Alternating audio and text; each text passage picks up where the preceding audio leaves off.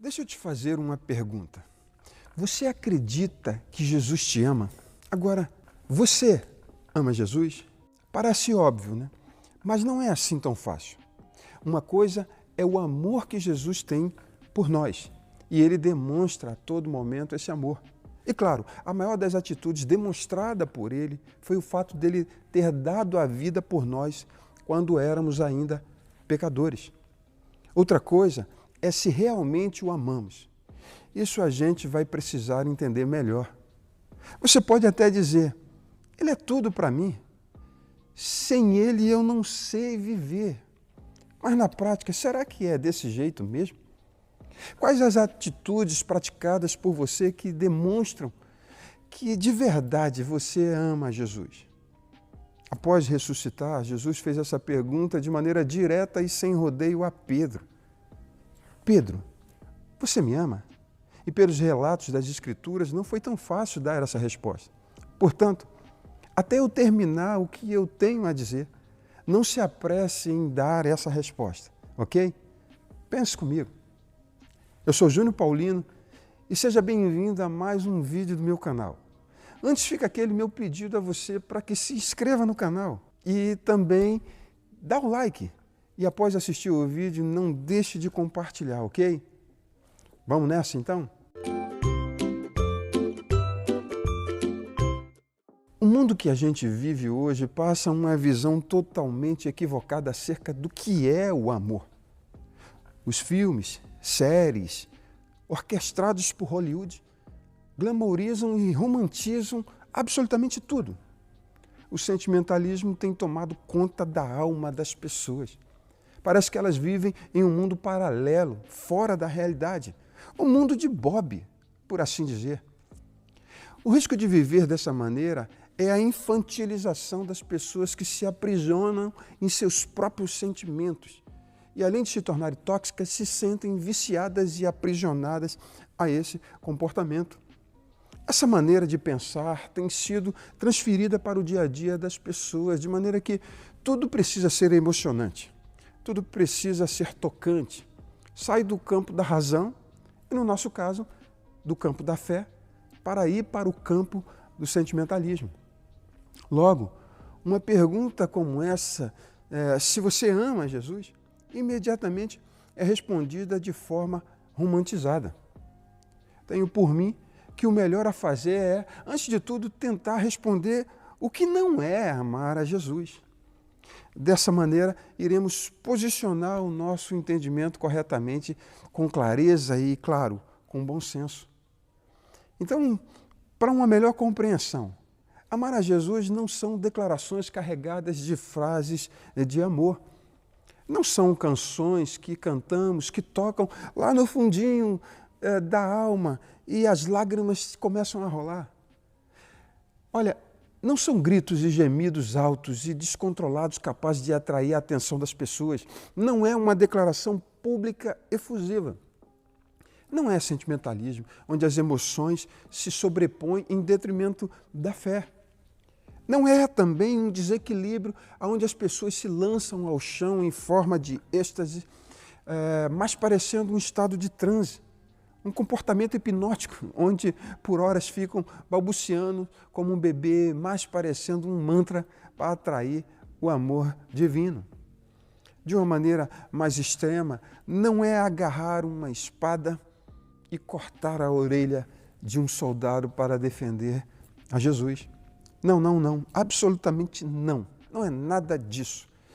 Então, afinal de contas, o que é amar e como amar a Jesus? Seria muita arrogância, muita prepotência tentar definir isso me utilizando apenas das minhas interpretações, dos meus argumentos.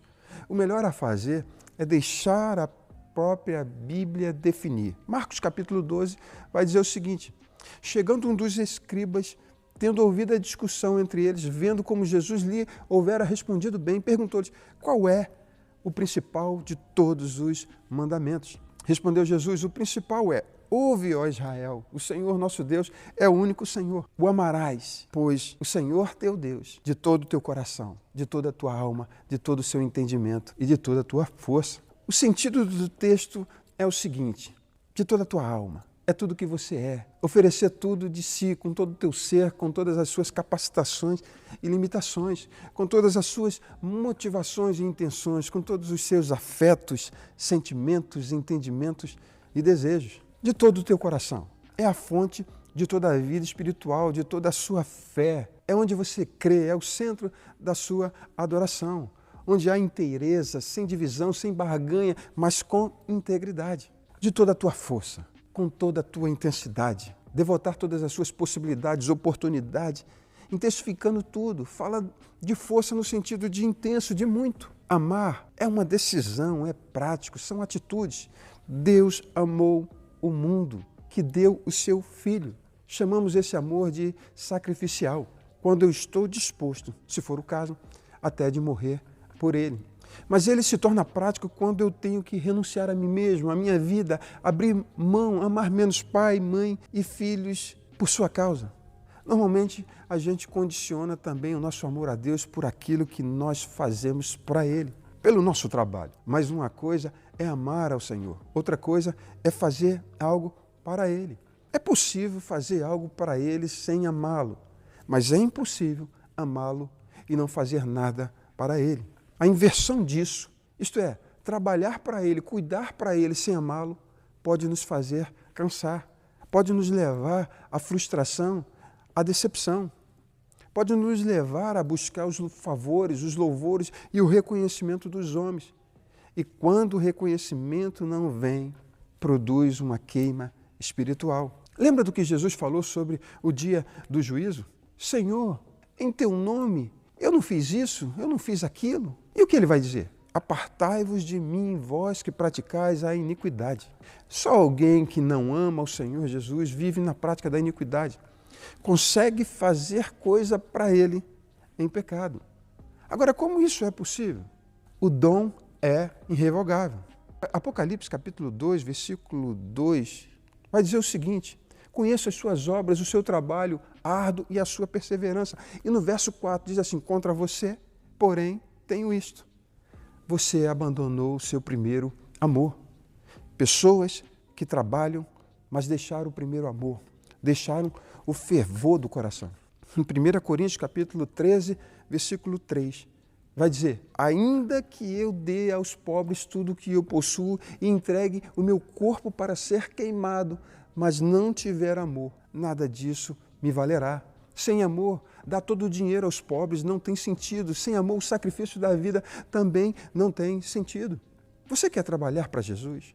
Ou já trabalha muito para Ele? Antes de fazer isso, precisa desenvolver o amor por Ele primeiro. Se não amar a Jesus, a sua obra não tem valor algum. Outra coisa, podemos fazer para Deus com o coração errado, servir com a motivação errada. Aí vamos exigir e reclamar com Ele. Eu fiz isso, eu fiz aquilo, e Deus me deu em troca ingratidão das pessoas. Senhor, até quando isso vai ficar assim? Escute, Caim fez a coisa certa, ofertou a Deus, mas com o coração desviado. Ananias e Safira venderam sua propriedade e trouxeram o dinheiro para repartir, mas com o coração mal motivado. Pedro, tu me amas? Quando Jesus perguntou a Pedro pela primeira vez se ele o amava, usou a palavra para amor, que significava um compromisso total. Pedro respondeu usando uma palavra para amor que expressava apenas o seu afeto por Jesus, mas que não representava esse compromisso total. Ele não podia usar outro termo, afinal, ele tinha negado o Senhor no passado, daí a sua hesitação em expressar uma devoção suprema. Jesus o pergunta novamente, falando da necessidade de uma devoção inabalável, de um compromisso total. Tem que ser um amor acima de qualquer coisa e de qualquer pessoa, inclusive de si mesmo. Essa insistência de Jesus teve alguns objetivos. Primeiro, restaurar a vida de Pedro, que estava frustrado, decepcionado consigo mesmo pelo fato de ter fracassado na missão. E aí eu fico imaginando a sexta-feira, a tardinha, a noite de Pedro, a noite e o dia de sábado, e a manhã de domingo, a angústia, a frustração, as acusações, a culpa, a decepção consigo mesmo, um homem destruído emocionalmente, queimado espiritualmente. Assim pode estar você, que está me assistindo agora, que voltou a fazer aquilo que largou quando um dia o Senhor te chamou, fracassou, então você negou ao Senhor. Jesus, então, desceu ao nível de amor que Pedro insistia. Tu me amas como um amigo? Perguntou Jesus. Ele então afirmou, tu sabes tudo, Senhor. Sabes qual o meu nível de amor? Em outras palavras, eu gostaria de te amar com um compromisso total, mas só tenho um afeto pelo Senhor. Acabou absolutamente com aquela impetuosidade de Pedro. Tu me amas? Essa pergunta não é algo simples, não é algo sem importância. Há uma expectativa de Deus, porque esse é o maior mandamento. Ele então checa esse amor, ele então constata. Precisamos dessa constatação de Deus para sabermos o nível desse amor. Às vezes é um canto de galo, às vezes é uma perseguição, uma enfermidade que surge, é um aperto, é um abandono. Às vezes é abrir mão de um relacionamento, é um abandono definitivamente de um pecado. Tu me amas? Qual o propósito de nos fazer enxergar isso? Não é nos entristecer, nos ferir, nos fazer voltar atrás, nos desmotivar, mas nos desafiar, nos mudar, nos motivar, nos levantar, nos fazer reagir, nos tirar da ilusão, da fantasia, da superficialidade. Sobretudo, é o oferecimento de mais uma oportunidade para nos levantar e nos fazer prosseguir. João capítulo 14, versículo 15 vai dizer: se me amas, se me amais, guardareis os meus mandamentos. Aquele que tem os meus mandamentos e os guarda, esse é o que me ama. E aquele que me ama será amado por meu Pai, e eu também o amarei e me manifestarei a ele. Se você pratica os mandamentos do Senhor, essa é a maior declaração de amor que podes dar a Ele.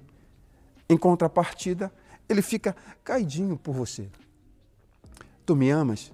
Não é uma pergunta que exige uma resposta sim ou não. Mas avalie e se identificar que não, inicie o processo. Cedo ou tarde, Ele vem constatar o nosso nível de amor por Ele. Ele tem esse direito de constatar para nos mostrar o ponto aonde deixamos de amá-lo e passarmos e possamos, na verdade, voltar a partir dali. Onde começar? Tudo começa no secreto. É ali que se desenvolve esse amor, quando eu o aprecio, que eu o admiro, onde eu conheço a sua vontade e saio dali disposto a obedecê-la. E então, depois de tudo que você ouviu, será que já consegue responder a essa pergunta?